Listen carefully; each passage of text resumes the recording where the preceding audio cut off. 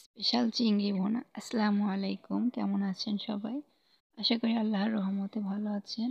আমরাও আলহামদুলিল্লাহ ভালো আছি। তো চলে আসলাম আবারও মজার একটা রেসিপি নিয়ে। তো আজকের রেসিপিটা আমি সম্পূর্ণ আলাদাভাবে করেছি। তো চলুন শুরু করি। এই তো দেখুন, এখানে আমি কিছু চিংড়ি নিয়েছি, আপনারা দেখতেই পাচ্ছেন। আর চিংড়িগুলো একেবারে বড়ও না, আবার একেবারে ছোটও না, মাঝারি সাইজের। অনেকটাই বড় আছে এখানে কিছু আবার। চিংড়িগুলো আমি পরিষ্কার করে নিয়েছি। তো এখানে আর নিয়েছি আমি এখানে টমেটো কুচি নিয়েছি, আর নিয়েছি এখানে কিছু পেঁয়াজ পাতা এরকম কুচি করে নিয়েছি, কিছু আলু আমি এরকম কুচি করে নিয়েছি। তো এই তো দেখুন, এগুলো আমি একটা সাইডে রেখে এবার আমি চিংড়িতে হলুদ লবণ মেখে নিব। তো এই তো দেখুন, আমি চিংড়িতে হলুদ লবণ মেখে তারপর এটা ভাজবো। তো তার আগে বলি, যদি আজকের ভিডিওটা ভালো লাগে তাহলে অবশ্যই ভিডিওতে একটা লাইক দিতে ভুলবেন না। আর যদি কেউ নতুন হয়ে থাকেন তাহলে চ্যানেলটা সাবস্ক্রাইব করে পাশেই থেকে যাবেন। ধন্যবাদ। এই যে দেখুন, তারপরে আমি একটা প্যান গরম করে তাতে কিছু তেল দিয়ে দিয়েছি। এবার আমি একে একে এখানে চিংড়িগুলো দিয়ে দিলাম।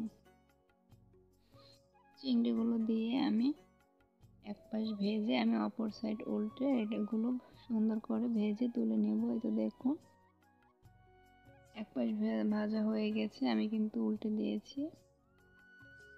তারপরে আমি চিংড়িগুলো ভেজে তুলে নিয়েছি। তো ওই প্যানের ভিতরে আমি আবারও বেশ কিছুটা তেল দিয়ে দিয়েছি হাফ কাপ পেঁয়াজ কুচি আর কয়েকটা কাঁচামরিচ ফালি। এখানে যেহেতু আমি আলু কুচি করে দিয়েছি তাই আমি পেঁয়াজের পরিমাণটা কম দিয়েছি। তো আলুটা দিয়ে আমি সামান্য লবণ আর হলুদ গুঁড়ো দিয়ে দিয়েছি। দিয়ে আমি এবার আলুটাকে খুব সুন্দর করে ভেজে নিব। তো আমি একটু ঢাকনা দিয়ে ঢেকে দিচ্ছি। কিছুক্ষণ পরে ঢাকনাটা খুলে আমি আবারও একটু নেড়ে দিচ্ছি। এভাবে নেড়ে চেড়ে আমি এখানে পেঁয়াজের পাতাগুলো কুচি করে রেখেছিলাম সেগুলো দিয়ে দিচ্ছি। দিয়ে কিছুক্ষণ নেড়ে আমি টমেটোগুলো দিয়ে দেব। টমেটোগুলো দিয়ে আমি আবারও নেড়ে চেড়ে একটু ঢাকনা দিয়ে ঢেকে দেব। তো আপনারা দয়া করে ভিডিওটা স্কিপ করবেন না, ভিডিওটা সম্পূর্ণ দেখবেন। আশা করি আপনাদের কাছে একটু হলেও ভালো লাগবে। তো এই তো দেখুন, আমি কিন্তু সব কিছু দিয়ে দিয়েছি। এবার এখানে আমি মরিচের গুঁড়ি দিয়ে দিলাম। দিয়ে আমি সামান্য একটু গুঁড়ি দিয়ে আমি সামান্য একটু পানি দিয়ে দিব।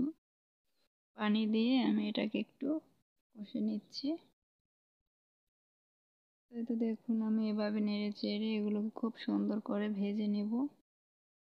আবারও ঢাকনা দিয়ে ঢেকে দিচ্ছি। তো কিছুক্ষণ পরে ঢাকনা খুলে নিয়েছে, দেখুন এটা খুব সুন্দর করে কষানো হয়েছে। আর এই যে এবার আমি চিংড়িগুলো এখানে দিয়ে দিচ্ছি। চিংড়িগুলো দিয়ে আমি এগুলোর সাথে একটু কষিয়ে নিব।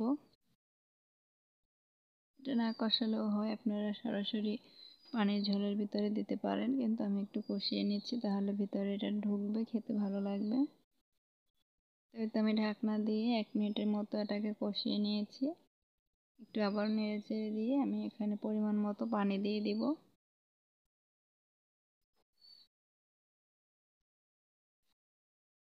যেহেতু আমি সব কিছু আগে থেকেই সিদ্ধ করে রেখেছি তাই আমি বেশি পানি দেই নাই। যে দেখুন, আমি মাঝে একবার ঢাকনা খুলে একটু দেখে নিচ্ছি, লবণটা চেক করে নিয়েছি, ঠিকই ছিল। তো এই যে দেখুন, আমার কিন্তু রান্না হয়ে গেছে। এবার আমি পরিবেশন করে দেখিয়ে দিচ্ছি, চলুন। তাই তো মাশাআল্লাহ, দেখুন কালারটা খুবই সুন্দর আসছে আর দেখতে কতটা লোভনীয় লাগছে।